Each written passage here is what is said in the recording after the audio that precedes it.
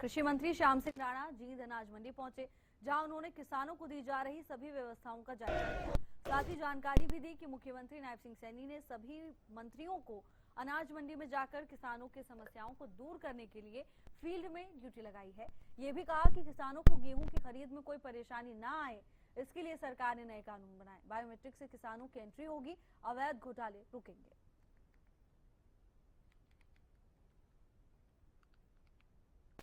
मंत्री जी ने सभी मंत्रियों की, सभी विधायकों की ये अप्रैल के महीने में ड्यूटी लगाई भी, आप फील्ड में रहोगे, मंडियों में रहेंगे। कोई आड़ती की, कोई किसान की, कोई सरकार की तरफ से कोई दिक्कत है तो उसको दूर कराने का काम करोगे। तो ये दौरे हम पूरे मंडियों के अंदर कर रहे हैं, क्योंकि किसी को गेट पे दिक्कत ना आए, किसी को फिर बायोमेट्रिक होने में दिक्कत ना आए, उठान में दिक्कत ना आए।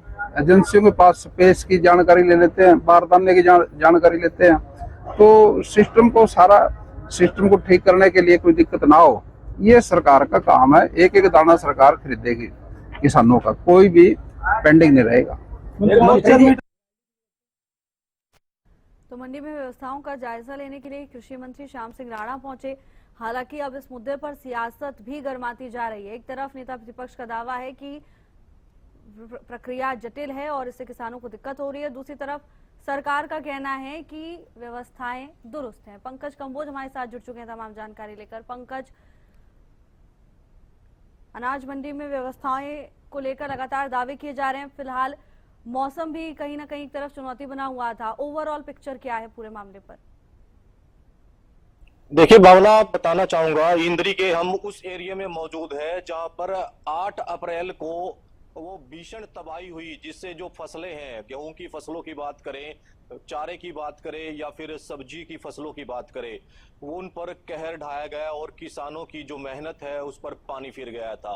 ओलावृष्टि और तेज बरसात के चलते किसानों को काफी नुकसान उठाना पड़ा और उसके बाद किसान हताश है, क्योंकि वो 6 महीने की जो फसल थी पकी पकाई, उसका नाश हो जाता है। ऐसे में किसान जो है कहीं ना कहीं अब इस आस में है कि जो मुआवजा है वो किसानों को सरकार की तरफ से मिल जाए। ऐसे में एक बार पीछे मैं भावना दिखाना चाहूंगा। ये देखिए, इस समय जो गेहूं की फसल है वो पककर तैयार थी, ओलावृष्टि हो जाने की वजह से अब ये जो है नीचे गिर चुकी है।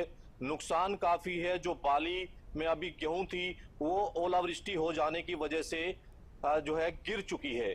अब बाली में कुछ दाना न होने की वजह से नुकसान काफी है। आंकड़ों की अगर बात करें तो जो किसान बताते नजर आ रहे हैं, 70 से 80% जो है किसानों को इस समय गेहूं की जो फसल है उस पर नुकसान हुआ है। वहीं अगर सब्जी की फसलों की बात करें, खीरा है, टमाटर है, तो वो जो फसलें हैं जो जिसमें 1 महीने से ऊपर का समय हो चुका था लगे हुए, वो पूरी तरीके से नष्ट हो चुकी है, क्योंकि अब फल आने वाला था, फूल आने वाले थे। किसान जो है मेहनत कर रहा था, लागत लगा रहा था, उसे क्या पता था कि ये जो तबाही आएगी वो सारा कुछ बहा कर ले जाएगी। ऐसे में किसान जो इंद्री हलके के दर्जनों बर्ग गांव जो है इस ओलावृष्टि और बारिश की चपेट में आए हैं। भावना, बिल्कुल पंकज, नुकसान काफी हुआ है, तस्वीरों के माध्यम से भी आपने दिखाया। पंकज, आगे का पूर्वानुमान क्या है? क्या अब मौसम, अभी तो धूप खिली हुई है, तस्वीर में देख सकते हैं, क्या आगे मौसम करवट बदल सकता है? क्या किसानों को अभी भी अलर्ट रहने की जरूरत है?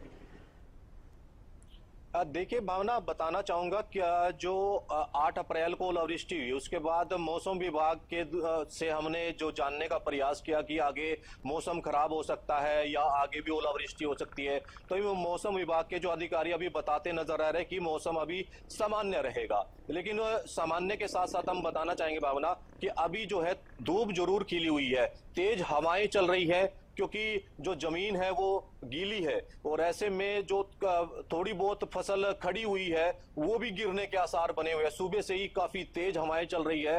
किसान जो है इसी आस में कि ये जो हवा है वो रुक जाए, ताकि वो और नुकसान किसानों को इस गेहूं की फसल को ना हो और जो चारे की फसल खड़ी हुई है उसको ना हो।